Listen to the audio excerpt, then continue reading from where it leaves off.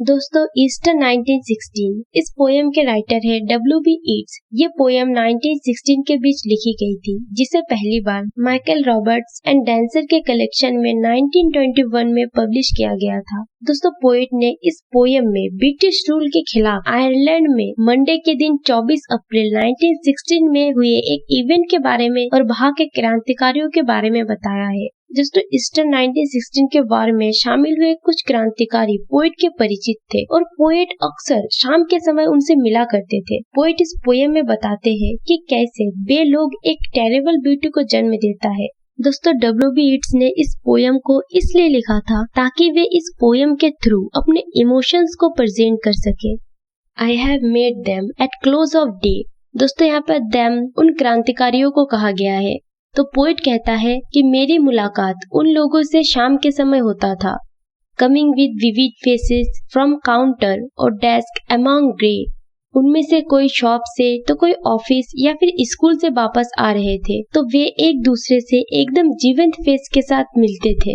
18th century houses. दोस्तों यहाँ पर पोएट 18th सेंचुरी के पुराने घर के बारे में कहते हैं कि वे उनसे 18th सेंचुरी के बने घर से होकर गुजरते हुए मिला करता था। I have passed with a nod of the head। और जब मैं उनके पास से गुजरता था तो मैं अपना सिर झुकाकर उनका वेलकम करता था। और पोलाइट मीनिंगलेस वर्ड्स, या फिर यूं ही बड़े ही पोलाइट होकर कुछ मीनिंगलेस बात कहकर उनका वेलकम करता था।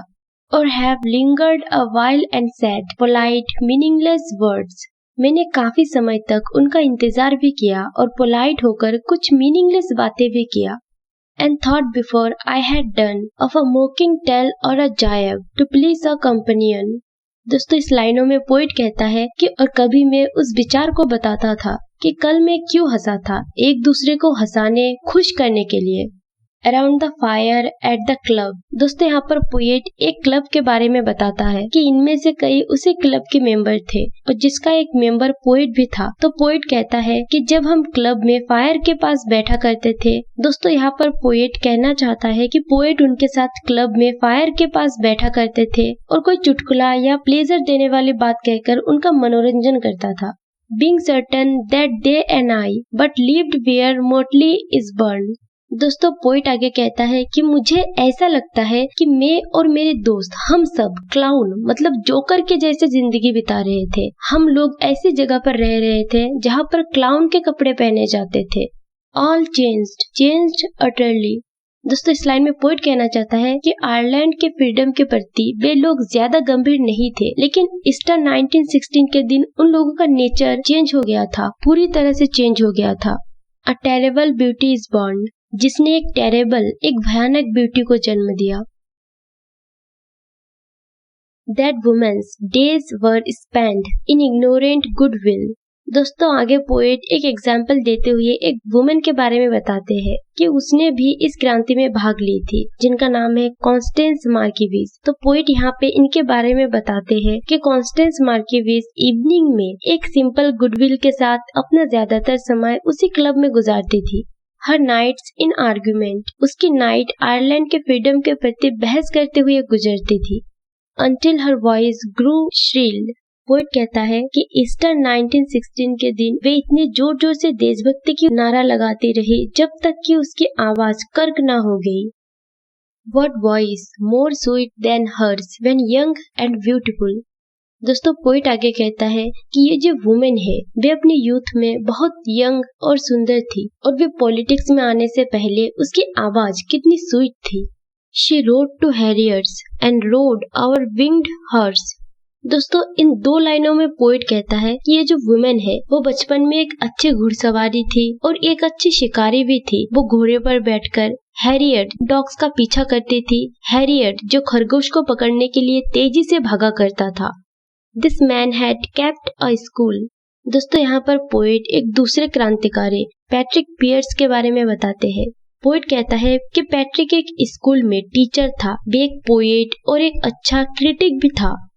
This other his helper and friend। दोस्तों यहाँ पर पोएट ने तीसरे क्रांतिकारी थॉमस मैकडोनाफ के बारे में बताया है कि थॉमस पैट्रिक का एक अच्छा दोस्त था और साथ ही वे स्कूल में पैट्रिक का मदद भी करता था। was coming into his force, he might have won fame in the end. दोस्तों पोइट का कहना है कि हो सकता है कि वे अंत में आकर नेम और फेम जीत सकता था। So sensitive his nature seemed, so daring and sweet his thought.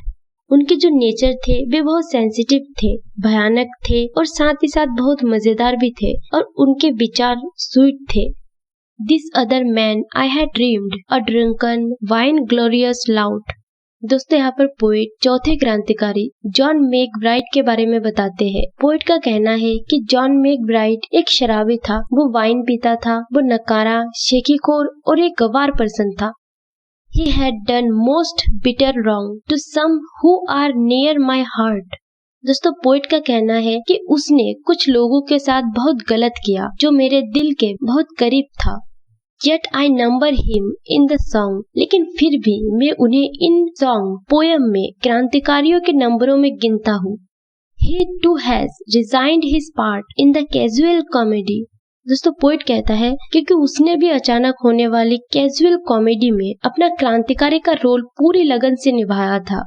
He too has been changed in his turn. John McBride दोस्तों जिनके बारे में हम बात कर रहे हैं, पोइट कहता है कि वो भी ईस्टर 1916 के दिन बदल गया था। ट्रांसफॉर्म्ड अटरली, पूरी तरह से बदल गया था। A terrible beauty is born, और जिसने एक टेरेबल ब्यूटी को जन्म दिया। Hearts with one purpose alone. दोस्तों पोइट कहना चाहता है कि उन क्रांतिकारियों के दिल में केवल एक ही उद्देश्य भरा था, आयरलैंड को फ्रीडम देने की, जो कभी भी चेंज नहीं होगा। थ्रू समर एंड विंटर सीम, भले ही समर हो, विंटर हो या कोई भी सीजन हो, उनका मिशन कभी चेंज नहीं होगा। Enchanted to a stone to trouble the living stream. दोस्तों पोइट कहता है कि वे लोग अपने मिशन के प्रति इतने समर्पित थे मानो जिसने उन पर कोई मैजिकल इफेक्ट डाल दिया हो, जिससे उनमें एक जबरदस्त चेंज आया, जिसने उन क्रांतिकारियों के हार्ट को एकदम पत्थर के जैसा बना दिया था, एक मजबूत पत्थर के दीवार जैसे, जिसमें आयरलैंड में आने वाली ब्रिटिश साम्राज्य की स्पीड को रोक दिया था। The horse that comes from the road, the rider. वो एक ऐसा समय था जब हर चीज टोटली चेंज हो रहे थे, जैसे सड़क पर दौड़ता हुआ घोड़े का सवारी के साथ वापस आना। The birds that range from cloud to tumbling cloud, तैरते हुए बादलों पर से उड़ती हुई चिड़िया या नदी की धारा पर झुके हुए बादल। Minute by minute they change, सब कुछ मिनट बाय मिनट चेंज हो रहे थे।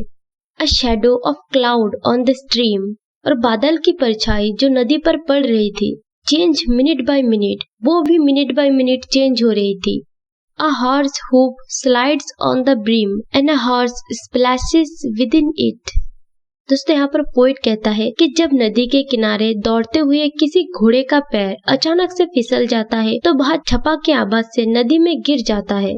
The long legged moor hens dive and hens to moor cocks call, और इस आवाज को सुन मूर कॉक्स पानी की धारा में कूद पड़ता है और मादा पक्षी अपने मेल पार्टनर को पुकारते हैं। Minute by minute they live, वे जिंदा तो रहते हैं लेकिन मिनट बाय मिनट चेंज होते रहते हैं। The stones in the midst of all.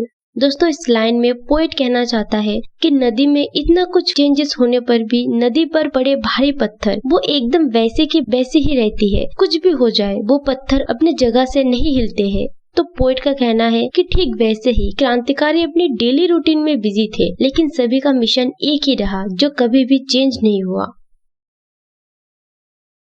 To long a sacrifice can make a stone of the heart. Poet कहता है कि बलिदान देने वालों के हार्ट पत्थर जैसे कठोर बन गए थे, और अब और कितना सैक्रिफाइस करना होगा और कितना बलिदान देना होगा। और व्हेन मे इट सफाइस, अब ये कब पूरा होगा, अब और कितना बलिदान इनफ होगा इस वार को रोकने के लिए।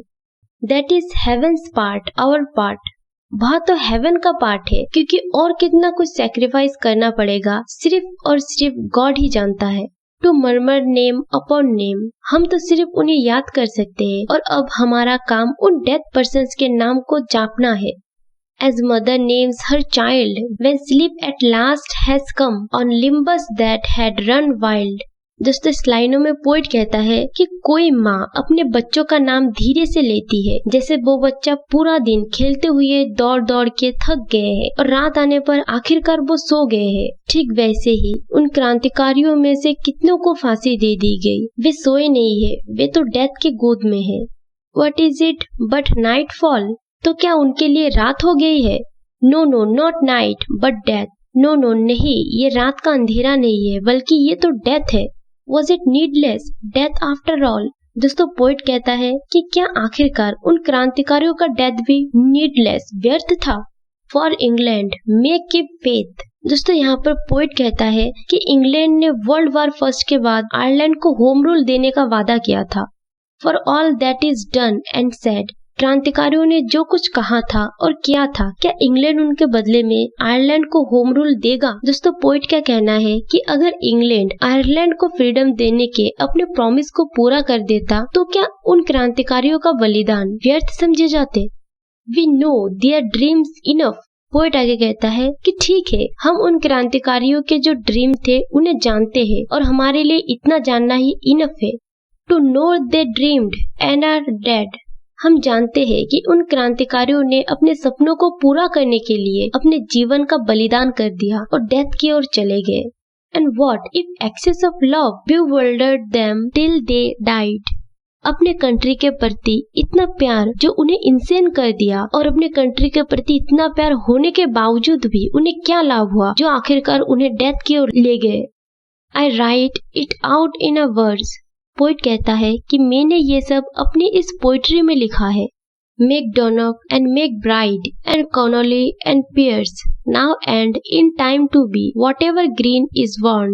दोस्तों पोएट लिखता है कि पूरी आयरलैंड में ग्रीन फ्लैग फहरा रहा है। दोस्तों ग्रीन फ्लैग ईरिश रिपब्लिक के प्रतीक है। पोएट कहता है कि ईरिश रिपब्लिक के साथ साथ थॉमस मैकडोनाग, जॉन मैकब्राइड, कॉनोली और पैट्रिक पियर्स के किए गए बलिदानों की याद दिला रही है, और अब वे सब वर्तमान और आने वाली जनरेशंस के लिए शहीद हो गए हैं।